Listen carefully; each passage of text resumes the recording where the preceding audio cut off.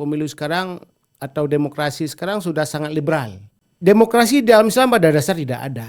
Kalau kita maknai demokrasi one man one vote atau one man one person, tidak demikian. Karena tidak semua warga negara, misalnya katakanlah Aceh, kita punya penduduk lebih kurang ya hampir 6 juta lah. Pemilihnya lebih kurang 3.700.000 sekian. Saya yakin tidak semua mereka paham politik. Bagaimana bisa melahirkan pemimpin yang berkualitas, sementara pemilihnya saya tidak berkualitas? Diskriminasi terhadap agama tertentu masih terjadi. Itu bagi saya demokrasi itu senjata, kalau bahasa kasarnya, senjata orang-orang kafir untuk menghancurkan Islam. Tapi kan di luar daripada negara Islam, orang itu kan juga menggunakan sistem demokrasi. Tapi tidak demokrasi liberal, tidak demokrasi kebablasan. Contoh coba lihat, Inggris berapa partai? 2. Amerika 2. Nggak ada yang lebih 5. Coba lihat di Indonesia, coba lihat di Afghanistan, di negara-negara Islam.